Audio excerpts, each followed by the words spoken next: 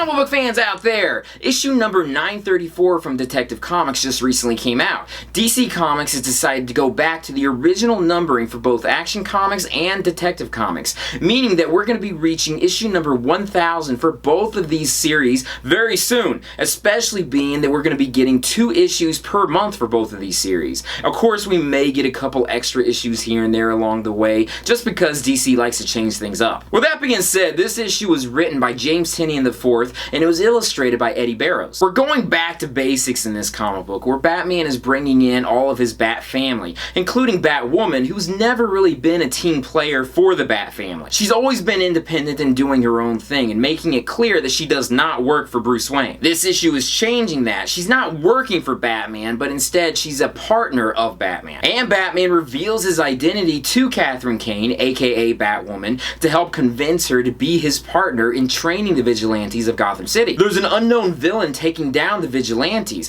We start out seeing John Paul Valley, also known as Azrael, being defeated. Stephanie Brown, also known as Spoiler, and Cassandra Cain, who used to be Batgirl in the old universe, but then changed her name to Black Bat, and now is known as Spoiler in the current New 52 universe, are both recruited in as some of the vigilantes that are going to be trained by Batman and Batwoman. The current Clayface is Basil Carlo, which before his accident, he was a former actor. I think it's kind of cool to bring him into the whole fold of everything, where he's going to be working directly for Batman. I'm definitely keeping an open mind for this, because Clayface is usually depicted as a villain, so I'm liking the whole idea where he's turning to the side of the Angels, or in this case, the Dark Knight. And rounding out the group is my boy Tim Drake, who I'm really excited to see him working with the Bat-family again. He's still known as Red Robin, and there's no explanation as to why his costume is red and green the way it is. I have no problem with the costume. In fact, I like it a lot, but it doesn't really seem like a Red Robin costume. It seems like it should just be a Robin costume. Hoping maybe they're going to explain that at some point in the next couple issues as to why he reverted to this.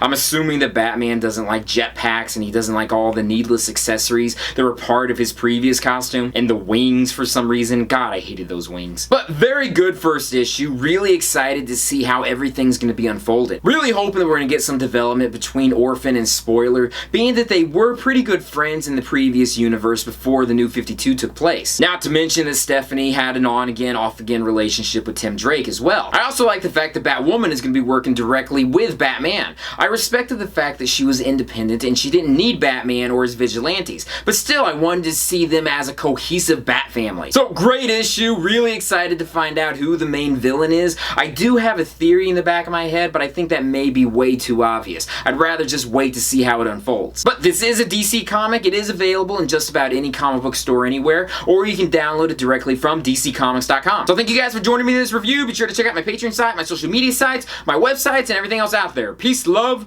namaste, and I'll see you guys later. Peace.